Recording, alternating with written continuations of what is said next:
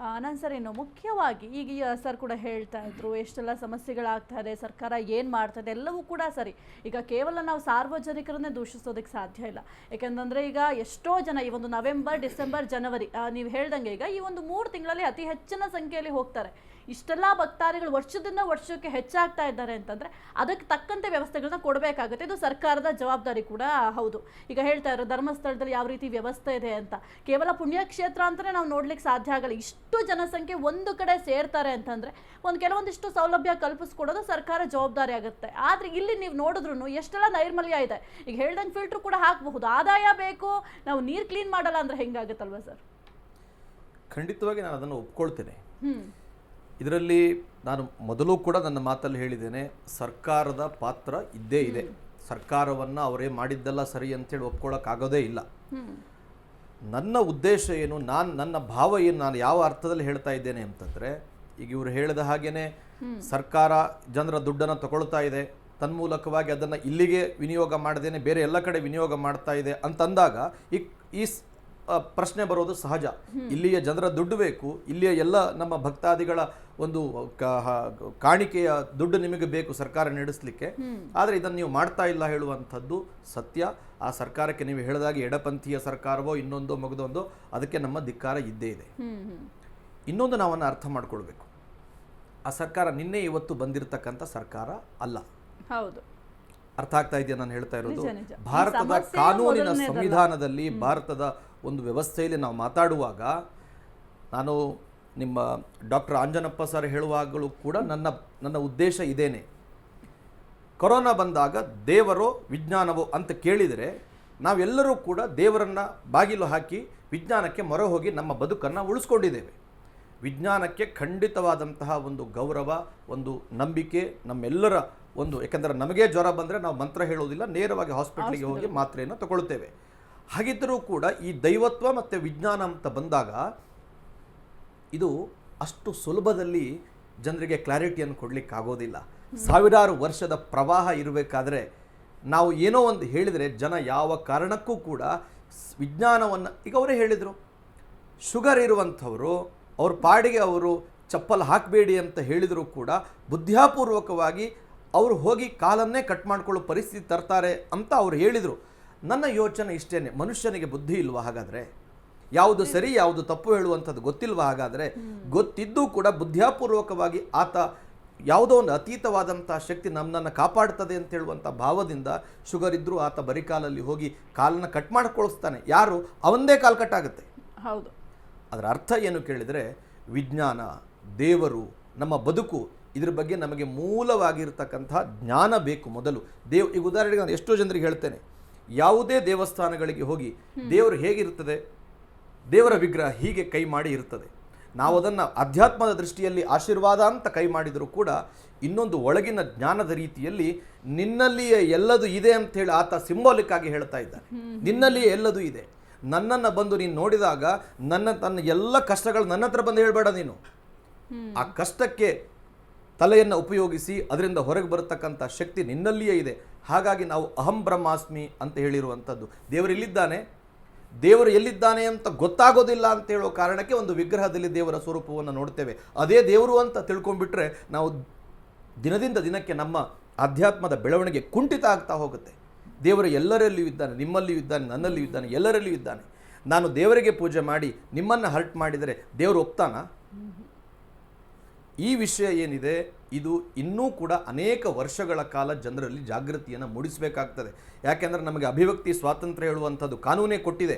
ನಮಗೆ ಅಂದುಕೊಳ್ಳುವ ಹಾಗೆ ನಮ್ಮ ದೈವತ್ವವನ್ನು, ನಮ್ಮ ಬದುಕನ್ನು, ಆಧ್ಯಾತ್ಮದ ಬದುಕನ್ನು ಬದುಕಲಿಕ್ಕೆ ಕಾನೂನು ಅವಕಾಶ ಕೊಟ್ಟಿರುವಾಗ ನಾವು ಬೇರೆ ಯಾವ ರೀತಿಯಲ್ಲಿ ಯೋಚನೆ ಮಾಡಲಿಕ್ಕಾಗತ್ತೆ ಹೇಳಿ? ಸರ್ಕಾರ ಹೇಳ್ತಕ್ಕಂಥದ್ದು, ಜನರಿಂದ ಆಯ್ಕೆ ಮಾಡಿರ್ತಕ್ಕಂಥ ಸರ್ಕಾರ ಜನರಿಗೆ ಪೂರ್ಣ ಪ್ರಮಾಣದ ರಕ್ಷಣೆಯನ್ನು ಕೊಡಲೇಬೇಕು. ಅದನ್ನು ಯಾರು ಸಮರ್ಥನೆ ಮಾಡಿಕೊಳ್ಳುವ ಪ್ರಶ್ನೆನೇ ಇಲ್ಲ ಇಲ್ಲಿ. ಅದು ಎಡಪಂಥೀಯವೋ ಬಲಪಂಥೀಯವೋ ಸರ್ಕಾರ ಅಂತ ಬಂದಮೇಲೆ ಎಲ್ಲ ಪಂಥೀಯರಿಗೂ ಕೂಡ ಅದು ಸರ್ಕಾರ. ದೇವಸ್ಥಾನಕ್ಕೂ ಅದೇ ಸರ್ಕಾರ, ಚರ್ಚಿಗೂ ಅದೇ ಸರ್ಕಾರ, ಮಸೀದಿಗೂ ಅದೇ ಸರ್ಕಾರ. ಎಲ್ಲ ಜನರ ಭಕ್ತರ ಒಂದು ಭಾವನೆಯನ್ನು ನೋಡ್ತಕ್ಕಂಥ ಕರ್ತವ್ಯ ಸರ್ಕಾರದ್ದಿರುತ್ತದೆ. ಆದರೆ 41 ದಿನಗಳ ವ್ರತ ಮಾಡುವಾಗ ನಿತ್ಯವಾಗಿ ದೇಹವನ್ನು ದಂಡಿಸ್ತೇವೆ, ದೇಹದ ಒಂದು ಆಚರಣೆಯಲ್ಲಿರ್ತೇವೆ. ಮನುಷ್ಯ ಸ್ವಲ್ಪ ಯೋಚನೆ ಮಾಡಬೇಕಲ್ವಾ? ಯಾವ ರೀತಿಯಲ್ಲಿ ನನ್ನ ಬದುಕನ್ನು ಕಟ್ಕೊಳ್ಬೇಕು, ಅಲ್ಲಿ ಹೋದಾಗ ನಂದೇನಾಗಬೇಕು, ನನ್ನ ಒಳಗಿನ ಅಂತಃಶಕ್ತಿ ಹೇಗೆ ಜಾಗೃತಗೊಳ್ಳಬೇಕು, ಇದು ವೈಜ್ಞಾನಿಕ ರೀತಿಯ ವ್ಯಕ್ತಿಯನ್ನು ನೋಡಿದಾಗ ಆತ ಹೇಳುವಂಥದ್ದು 100% ಸತ್ಯವಾಗಿ ಇರ್ತದೆ. ಪರಮ ಧಾರ್ಮಿಕ ವ್ಯಕ್ತಿ ಅಂತ ಬಂದಾಗ ಈತನ ಒಂದು ಉದ್ದೇಶ, ಈತನ ಭಾವ ಹೇಳುವಂಥದ್ದು ಆತನಿಗೆ ಒಪ್ಕೊಳ್ಳಿಕ್ಕಾಗೋದಿಲ್ಲ, ಅದು ಈತನಿಗೆ ಒಪ್ಕೊಳ್ಳಿಕ್ಕಾಗೋದಿಲ್ಲ. ನಾವು ಎರಡನ್ನೂ ಕೂಡ ಸಮಾನವಾಗಿ ನೋಡಿದಾಗ, ಎರಡನ್ನೂ ಹೀಗೆ ಇಟ್ಟು ನೋಡಿದಾಗ ನಮಗೆ ಇದರಲ್ಲಿನ ಒಳ್ಳೆಯತನ, ಇದರಲ್ಲಿನ ಬದುಕು ಕಟ್ಕೊಳ್ಳಿಕ್ಕೆ ಏನೆಲ್ಲ ಅಂಶಗಳು ಬೇಕು ಅದನ್ನು ತಗೊಳ್ಬೇಕು. ಅಧ್ಯಾತ್ಮದಲ್ಲಿ ಅದೇ ಹೇಳ್ದಲ್ಲ ನಾನು, ಅಧ್ಯಾತ್ಮ ಹೇಳುವಂಥದ್ದು ತುಂಬ ಲಾರ್ಜ್ ಸ್ಕೇಲಲ್ಲಿದೆ. ಅದನ್ನು ನಾವು ಸಂಕುಚಿತ ಭಾವನೆಗೆ ತಂದು ಮಾತಾಡಿದಾಗ ನಮಗೆ ಶರೀರ ಮಾಧ್ಯಮ ಕಲು ಧರ್ಮ ಸಾಧನಂ ಅಂತ ಅಧ್ಯಾತ್ಮವೇ ಹೇಳುತ್ತಲ್ವಾ. ಶರೀರ ಗಟ್ಟಿ ಇದ್ದರೆ ಮಾತ್ರ ನೀನು ಧರ್ಮ ಸಾಧನೆ ಮಾಡಲಿಕ್ಕಾಗ್ತದೆ. ಮನುಷ್ಯನಿಗೆ 3 ಬಲ ಬೇಕು. ಒಂದು ದೇಹ ಬಲ, ದೇಹವೇ ಸರಿ ಇಲ್ಲ ಅಂತಂದರೆ ನೀವು ಹೇಗೆ ಏನು ಮಾಡಲಿಕ್ಕೆ ಸಾಧ್ಯ? ಒಂದು ದೇಹ ಬಲ, ಇನ್ನೊಂದು ಮನೋಬಲ.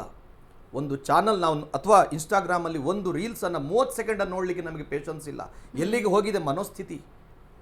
ಇನ್ನೊಂದು ಮನೋಬಲ, ಇನ್ನೊಂದು ಆತ್ಮಬಲ. ಆತ್ಮಬಲ ಅಂತಂದರೆ ಯಾರು ನನ್ನ ಜೊತೆಗೆ ಯಾರು ಇದ್ದರೂ ಒಂದೇ, ಯಾರು ಇಲ್ಲದಿದ್ದರೂ ಒಂದೇ.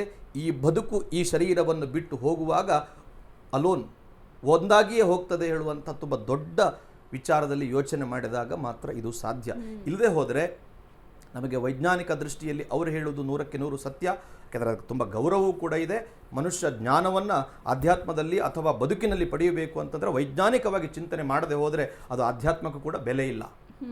ಆದರೆ ಅಷ್ಟು ನೋಡುವವರು ಯಾರಿದ್ದಾರೆ? ಆ ಪ್ರವಾಹ ಹೀಗೆ ಹರಿತಾ ಇದೆಯಲ್ಲ, ಆ ದೃಷ್ಟಿಯಲ್ಲಿ ಯೋಚನೆ ಮಾಡಬೇಕು ಅಂತಂದರೆ ಸರ್ಕಾರ 100% ಹೊಣೆಗಾರಿಕೆ. ಯಾಕೆಂದರೆ ಜನರಿಗೆ ನೀವು ಬಿಡ್ತೀರಿ ಅಥವಾ ಈ ಮಕರ ಸಂಕ್ರಮಣದ ಕಾಲದಲ್ಲಿ ಲಕ್ಷಾಂತರ ಕೋಟ್ಯಾಂತರ ಭಕ್ತರು ಬರ್ತಾರೆ ಅಂತ ನಿಮಗೇನು ಹೊಸದಾಗಿ ಹೇಳಬೇಕು ಅಂತ ಏನಿಲ್ಲ. ಪ್ರತಿ ವರ್ಷ ಬರ್ತಾರೆ. ಅದು ಅದಕ್ಕೆ ಏನೆಲ್ಲ ಮುಂಜಾಗ್ರತಾ ಕ್ರಮವನ್ನು ವಹಿಸಬೇಕು ಅದು 100% ಸರ್ಕಾರದ ಕೆಲಸ. ನಾವು ಮೊದಲೇ ಹೇಳಿದ ಹಾಗೆ ಸಂವಿಧಾನ ಅಂತ ಬಂದಾಗ ಅವರು ಜನರಿಂದ ಆಯ್ಕೆಯಾಗಿರ್ತಕ್ಕಂಥ ಸರ್ಕಾರಕ್ಕೆ ಅಲ್ಲಿಯ ಜನರೇ ಬುದ್ಧಿ ಕಲಿಸಿ ನಮ್ಮ ಕ್ಷೇತ್ರವನ್ನು ಉಳಿಸ್ಕೊಳ್ಬೇಕು ಹೇಳುವಂಥ ಭಾವನೆ ಬರದೇ ಹೋದರೆ ನಾವು ಎಷ್ಟೇ ಇಲ್ಲಿ ಮಾತಾಡಿದರೂ ಕೂಡ, ಚರ್ಚೆ ಮಾಡಿದರೂ ಕೂಡ, ಯಾಕೆಂದರೆ ಆ ಸರ್ಕಾರ ಅನೇಕ ವರ್ಷದಿಂದ ಬರ್ತಾ ಇದೆಯಲ್ಲ. ಶಬರಿಮಲೆ 800 ವರ್ಷದ ಇತಿಹಾಸ ಅಲ್ವಾ ಸ್ವಾಮಿಗಳೇ? 800 ವರ್ಷದ ಇತಿಹಾಸ ಇರತಕ್ಕಂಥ ದೇವಸ್ಥಾನಕ್ಕೆ ಭಾರತದ ಸಂವಿಧಾನ ಬಂದ ಮೇಲೆ ಇಷ್ಟು ವರ್ಷಗಳ ಕಾಲ ಒಂದು ಸರ್ಕಾರ ಬಂದಿದೆ ಅಂತ ಹೇಳಾದಾಗ ಒಬ್ಬ ಭಕ್ತನಾಗಿ ನಾನೇನು ಯೋಚನೆ ಮಾಡಬೇಕು? ನನ್ನ ಅಧ್ಯಾತ್ಮದ ಪ್ರಗತಿಗೆ, ನನ್ನ ಮತ್ತೊಂದಿದೆ ಬಡವನ ಸಿಟ್ಟು ದವಡೆಗೆ ಮೂಲ ಅಂತ, ಒಂದು ದೊಡ್ಡ ಪ್ರವಾಹದ ಒಂದು ವಿರುದ್ಧವಾಗಿ ನೀವು ಎದ್ದು ನಿಂತ್ಕೊಳ್ಬೇಕು ಅಂತಂದಾಗ ಒಂದು ಕಾನೂನಿನ ಜ್ಞಾನ, ಇನ್ನೊಂದು ನಿಮ್ಮ ವಾದದ ಪೂರ್ಣವಾದಂಥ ಹಿಡಿತ ನಿಮ್ಮ ಮೇಲೆ. ಸುಖ ಸುಮ್ಮನೆ ನಾವು ಮಾತಾಡ್ಲಿಕ್ಕೆ ಹೋದರೆ ಅಥವಾ ಸಮಾಜದಲ್ಲಿಯೂ ಕೂಡ ಹಾಗೆ ಇವತ್ತಿನ ಈ ಇಂಟರ್ನೆಟ್ ಯುಗದಲ್ಲಿ ಯಾವ ಮಾತುಗಳನ್ನು ಕೂಡ, ಯಾವ ಶಬ್ದಗಳನ್ನು ಕೂಡ ಹೇಳಿ ನಾವು ಓಡು ಹೋಗುವ ಹಾಗೆ ಇಲ್ಲ. ಯಾಕೆಂದರೆ ಅದು ಇನ್ನು ಎಷ್ಟೋ ವರ್ಷಗಳ ಕಾಲ ಇರ್ತದೆ. ಸಮಾಜದ ಮುಂದೆ ಅಧ್ಯಾತ್ಮದ ಎದುರುಗಡೆ ನಾವು ಬಂದು ನಿಲ್ಲುವಾಗ ಒಳಗಿನ ಅಂತಃಶಕ್ತಿ ಜಾಗೃತವಾಗಿರಬೇಕು. ಮೇನ್ ಆಗಿ ಒಂದು ಸ್ವಲ್ಪ ಜ್ಞಾನದ ಕಡೆಗೆ ನಮ್ಮ ಬದುಕು ಹೋಗಬೇಕು. ವೈಜ್ಞಾನಿಕವಾಗಿಯೂ ಹೋಗಬೇಕು, ಆಧ್ಯಾತ್ಮ ದೃಷ್ಟಿಯಲ್ಲಿ ಹೋಗಬೇಕು. ಆಧ್ಯಾತ್ಮದಲ್ಲಿ ಈಗ ಉದಾಹರಣೆಗೆ ಶುಗರ್ ಬಂದವರಿಗೆ ಉಪವಾಸ ಮಾಡಬೇಡಿ ಅಂತ ನಾವು ಹೇಳ್ತೇವೆ, ಅವ್ರು ಕೇಳ್ತಾರಾ? ಶಿವರಾತ್ರಿ ದಿನ ಉಪವಾಸ ಮಾಡಿ ಉದಾಹರಣೆಗೆ ಮಾರನೇ ದಿನ ಹಾಸ್ಪಿಟ್ಲಿಗೆ ಹೋಗ್ತಾರೆ. ಅದರ ಅರ್ಥ ನಮಗೆ ಇನ್ನೂ ಕೂಡ ಇದರ ಪರಿಪೂರ್ಣವಾದಂತಹ ಜ್ಞಾನದ ಅವಶ್ಯಕತೆ ಇದೆ. ಮೌಢ್ಯತೆಯಿಂದ ಹೊರಗೆ ಬಂದು ಆಧ್ಯಾತ್ಮದ ಪ್ರಗತಿಯನ್ನು ಸಾಧಿಸಲಿಕ್ಕೆ ನಮಗೆ ಇನ್ನಷ್ಟು ಜ್ಞಾನದ ಅವಶ್ಯಕತೆ ಇದೆ. ಅದು ಕಾಲಾಯ ತಸ್ಮೈ ನಮಃ, ನಿಧಾನದ ಈಗ ಕೊರೋನಾ ಬಂತು. ನನ್ನ ಅಜ್ಜಿಯ ಕಾಲದಲ್ಲಿ ಬಸ್ ಕಂಡಕ್ಟರ್ ಆತ ಎಂಜಲನ್ನು ಹೀಗೆ ಮಾಡಿ ಒಂದು ನೋಟ್ ಕೊಟ್ಟರೆ ಆ ಅಜ್ಜಿ ಸ್ನಾನ ಮಾಡಿ ಆ ನೋಟನ್ನು ಒದ್ದೆ ಮಾಡಿ ಇಟ್ಟು ಬರ್ತಿದ್ಲು.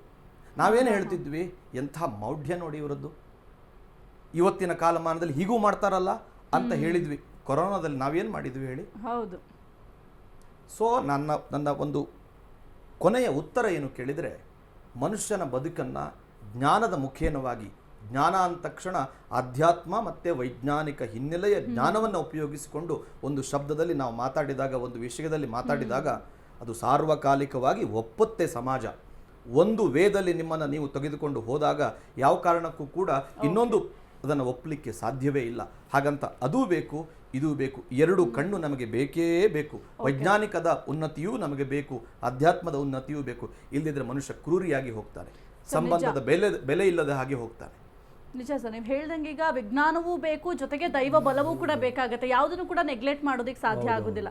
ಒಂದು ಕಡೆ ಯಾರನ್ನೂ ಕೂಡ ಇಲ್ಲಿ ದೇವಸ್ಥಾನಕ್ಕೆ ಹೋಗಬೇಡಿ, ಅಲ್ಲಿ ದೇವರಿಲ್ಲ ಅಂತ ಹೇಳಲಿಕ್ಕೆ ಸಾಧ್ಯ ಇಲ್ಲ. ಯಾಕೆಂದ್ರೆ ಹಿಂದೂಗಳು ಈ ಮೊದಲಿನಿಂದಲೂ, ಅಂದ್ರೆ ನಿನ್ನೆ ಮೊನ್ನೆಯಿಂದ ಬಂದಿರೋದಲ್ಲ ಸರ್, ಹೇಳ್ದಂಗೆ 800 ವರ್ಷಗಳ ಇತಿಹಾಸ ಇದೆ.